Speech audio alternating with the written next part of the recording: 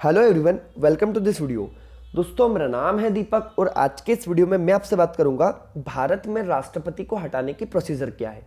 इसके पहले वाले वीडियो में हमने समझा था कि भारत में राष्ट्रपति को इलेक्ट कैसे किया जाता है ना, इलेक्शन प्रोसीजर हमने समझी थी, है ना। उसकी प्रक्रिया का पूरा क्या नाम है, सिंगल ट्रांसफरेबल वोटिंग सिस्टम, और हमने सारे अनुच्छेद भी देखे थे राष्ट्रपति से रिलेटेड। आज के इस वीडियो में मैं आपको बताऊंगा कि भारत में अगर राष्ट्रपति को हटाना है तो उसे किस प्रोसीजर के तहत हटाया जाएगा। चलिए स्टार्ट करते हैं। तो भारत के राष्ट्रपति को हटाने की प्रक्रिया को हिंदी में कहते हैं महाभियोग प्रक्रिया और इंग्लिश में उसे कहते हैं इंपीचमेंट प्रोसेस, ठीक है ना। तो अगर मैं बात करूं तो संविधान का अनुच्छेद 56 और 61 संयुक्त रूप से यह कहता है कि राष्ट्रपति को जो हटाने की जो प्रोसीजर है उसको हम इंपीचमेंट प्रोसेस कहेंगे, महाभियोग प्रोसेस कहेंगे, है ना। लास्ट वाले लेक्चर में हमने देखा था कि president hold his office for a term of 5 years, 5 साल के लिए अपने पद पर बना रह सकता है। लेकिन इसका मतलब यह नहीं है कि 5 साल बाद वो डायरेक्ट लास्ट डेट को रिजाइन दे देगा, नहीं। 5 साल बाद भी वो तब तक अपने पद पर बना रह सकता है जब तक कि नया प्रेसिडेंट चुनकर उस पद पर नहीं आ जाता। इसका मतलब क्या है, इसका मतलब यह है कि भारत के अंदर राष्ट्रपति का पद कभी भी खाली नहीं रह सकता, ठीक है ना।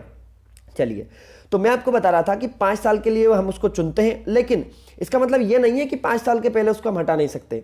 He has a power, he can resign from his office at any time, ठीक है ना। किसी भी समय पर वो अपना रेजिग्नेशन लेटर दे सकता है। किसको देगा अपना रिजाइन? तो वाइस प्रेसिडेंट को, यानी कि उपराष्ट्रपति को, ठीक है ना। अब जब राष्ट्रपति अगर चाहे कि मुझे 5 साल बाद वापस से चुनना है, यानी कि री इलेक्शन जिसे कहते हैं, तो भारत के अंदर ये प्रावधान किया गया है संविधान के अंदर कि राष्ट्रपति को उसके पद पर 1 से ज्यादा बार भी चुना जा सकता है, ठीक है ना। 5-5 साल के लिए कितनी बार उसको हम चुन सकते हैं। लेकिन अमेरिका में ऐसा नहीं है। अमेरिका में वहां का जो प्रेसिडेंट होता है वो मात्र 2 बार के लिए राष्ट्रपति बन सकता है, ठीक है ना। जैसे अभी हमने देखा तो अभी वहां के प्रेसिडेंट थे, कौन थे? डोनाल्ड ट्रंप, ठीक है ना। तो डोनाल्ड ट्रंप वापस से री इलेक्शन में खड़े हो गए थे, ठीक है ना, लेकिन वो हार गए। वहां पर अभी नए प्रेसिडेंट बन गए, जो बाइडन। तो अगर मान लो डोनाल्ड ट्रंप जीत जाते तो वो 5 साल के लिए और वहां पर बने रह सकते थे, यानी कि 2 बार बन सकते हैं वहां पर, लेकिन तीसरी बार वो खड़े नहीं हो सकते। हमने देखा बराक ओबामा इतने अच्छे प्रेसिडेंट वहां के हैं ना, लेकिन वो 2 बार रह चुके थे, इसलिए तीसरी बार बन नहीं सके।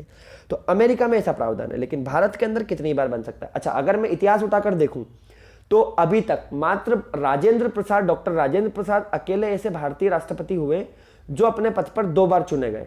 कब कब? तो एक तो 1952 में और एक 1957 में, है ना। तो अकेले ऐसे राष्ट्रपति है जो अपने पद पर 2 बार चुने गए, ठीक है। मैं बात कर रहा था आपसे इंपीचमेंट प्रोसीजर के बारे में, महाभियोग प्रक्रिया के बारे में। तो क्यों लाई जाती है, क्यों हटाया जाता है? तो भैया एक टर्म है मेंशन कॉन्स्टिट्यूशन में, by the violation of the constitution. लेकिन ये जो टर्म है वॉयलेशन ऑफ द कॉन्स्टिट्यूशन, या इसको अगर मैं हिंदी में कह दूं कि संविधान का अतिक्रमण, तो इसको कॉन्स्टिट्यूशन ने डिफाइन नहीं किया है, ठीक है ना, इसको डिफाइन नहीं किया है। चलिए, अब मैं आपसे बात कर रहा था कि impeachment charges can be initiated by either house of the parliament. इसका मतलब यह है कि महाभियोग की जो प्रक्रिया है वो कौन से हाउस में लाई जाएगी, कौन से सदन में। जो पार्लियामेंट्री फॉर्म ऑफ गवर्नमेंट है तो पार्लियामेंट के किस हाउस में लाया जाएगा? तो मैंने कहा आइदर हाउस। इसका मतलब यह होता है कि किसी भी जो है कि हाउस में ला सकते हैं। आप लोकसभा में भी लेकर आ सकते हैं, आप राज्यसभा में भी लेकर आ सकते हैं, लेकिन इसकी एक प्रोसीजर होती है। प्रोसीजर में क्या लिखा है? उसमें लिखा है कि भैया जिस दिन आप ये इंपीचमेंट प्रोसेस राष्ट्रपति के खिलाफ लेकर आ रहे हो उसके 14 दिन पूर्व राष्ट्रपति को आपको सूचित करना पड़ेगा कि हम आपके लिए एक जो है कि महाभियोग प्रक्रिया लेकर आ रहे हैं। और उसके अलावा क्या है? तो उसके अलावा उसमें लिखा है कि the charges should be signed by 1/4 member of the house, है ना, दैट फ्रेम द चार्जेस। इसका मतलब यह है कि कम से कम उस सदन के 1/4 लोगों ने जो है कि हस्ताक्षर किए हैं उस पर, है ना, एक प्रस्ताव लाना पड़ेगा, ठीक है। तो किसी भी सदन में आ सकती है, कोई दिक्कत नहीं है ना। हाँ, अब क्वेश्चन ये अराइज होता है कि इसमें भाग कौन कौन लेता है। तो ध्यान रखना, इसमें लोकसभा और राज्यसभा, मेरा मतलब है पार्लियामेंट, संसद के दोनों हाउस के सारे सदस्य, चुने हुए सदस्य भी और जो नॉमिनेटेड करता है राष्ट्रपति वो सदस्य भी। देखिए यहां पर राष्ट्रपति जिन सदस्यों को खुद नामांकित करता है वो खुद उसकी रिमूवल प्रोसीजर में भाग ले सकते हैं, लेकिन वो इलेक्शन प्रोसीजर में भाग नहीं लेते हैं, ठीक है ना। इसीलिए इसे क्या कहा जाता है? इसलिए इसे कहा जाता है कि ये एक कैसी प्रक्रिया है। तो ये एक अर्धन्यायिक प्रक्रिया है, ठीक है ना। इसका मतलब ये है कि इसमें सारे इलेक्टेड मेंबर भी भाग लेते हैं, सारे नॉमिनेटेड मेंबर भी भाग लेते हैं, लेकिन हम जब इलेक्शन प्रोसीजर पढ़ते हैं राष्ट्रपति की, तो हम उसमें देखते हैं कि उसमें लेजिस्लेटिव असेंबलीज जो होती है ना, along with Delhi and Pondicherry, वहां के सारे इलेक्टेड सदस्य भी भाग लेते हैं। लेकिन ध्यान रखना, लेजिस्लेटिव असेंबली के इलेक्टेड या किसी भी सदस्य इसके रिमूवल प्रोसीजर में भाग नहीं लेते हैं, ठीक है। तो ये इसमें क्लियर मेंशन है, ये लिखा हुआ है कि महाभियोग प्रक्रिया संसद के किसी भी सदन से प्रारंभ की जा सकती है, किंतु इसके लिए उच्च सदन के 1/4 सदस्यों का हस्ताक्षर युक्त प्रावधान जो है कि प्रस्ताव अनिवार्य है, और राष्ट्रपति को पूर्व में 14 दिन की सूचना देना पड़ता है, ठीक है।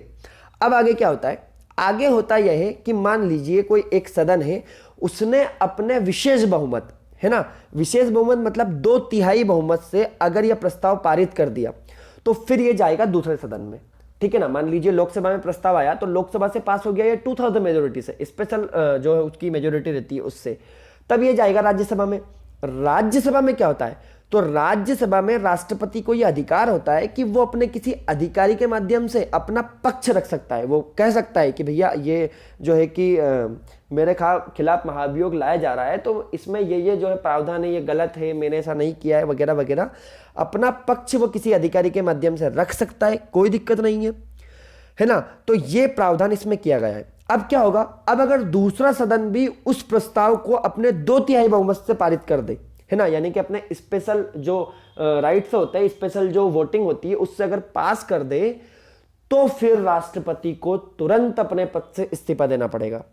यानी कि दोनों सदन अगर 2/3 बहुमत से ये जो प्रस्ताव है इसको पारित कर दे, तो राष्ट्रपति को तुरंत अपने पद से इस्तीफा देना पड़ेगा। और अगर मान लीजिए दूसरा जो हाउस है, दूसरा जो सदन है, वो उसको खारिज कर देता है, तो फिर वो प्रस्ताव वहीं पर समाप्त हो जाएगा। इसका मतलब यह है कि राष्ट्रपति को फिर नहीं हटाया जा सकता उस प्रोसीजर के तहत, ठीक है ना। आ रही बात समझ में, ये पूरा यहां पर इंपीचमेंट प्रोसेस जो है कि मैंने आपको समझाया। अच्छा, अगर मैं इतिहास उठाकर बात करूं, तो अभी तक किसी भी राष्ट्रपति के खिलाफ ये प्रोसीजर नहीं अपनाई गई है ना।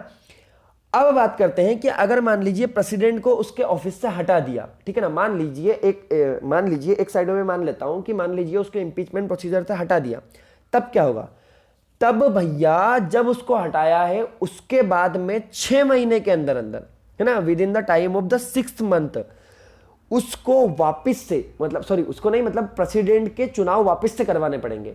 यानी कि 6 महीने तक कौन रह सकता है, तो 6 महीने तक जो वाइस प्रेसिडेंट रहता है वो प्रेसिडेंट का ऑफिस होल्ड कर लेता है ना। मैंने बताया था आपको कि वैकेंट नहीं रह सकता ऑफिस, है ना, खाली नहीं रह सकता। मान लीजिए किसी राष्ट्रपति की डेथ हो गई, है ना, या फिर उसने रिजाइन दे दिया, या फिर उसको इंपीचमेंट के थ्रू हटा दिया, तो ऐसी कंडीशन में राष्ट्रपति का जो पद होता है उसको हम वैकेंट नहीं रह सकते, है ना, वैकेंट नहीं रख सकते। इसका मतलब क्या है, इसका मतलब ये है कि उपराष्ट्रपति उस पद पर बना रहेगा। अगर उपराष्ट्रपति नहीं है तो सीजेआई यानी कि चीफ जस्टिस ऑफ इंडिया बना रहेगा, अगर वो भी नहीं है तो सुप्रीम कोर्ट का सीनियर मोस्ट जज बना रहेगा। ये प्रावधान किया गया है कॉन्स्टिट्यूशन में, लेकिन पद खाली नहीं रख सकते, आपको ये ध्यान रखना है। अच्छा, अब जब ये लोग राष्ट्रपति के पद पर रहते हैं 5-6 महीने के लिए, तब क्या होगा, तो तब भैया ये राष्ट्रपति के सारे एलोवेंस, सारे भत्ते, सारी पावर जो भी होता है ना, सब कुछ एमोल्यूमेंट्स वगैरह, प्रिविलेजेस वगैरह, सब कुछ ये जो है कि यूज कर सकते हैं राष्ट्रपति का, कोई दिक्कत नहीं है। तो ये प्रोसेस पूरी बताई गई है जो है कि कॉन्स्टिट्यूशन में।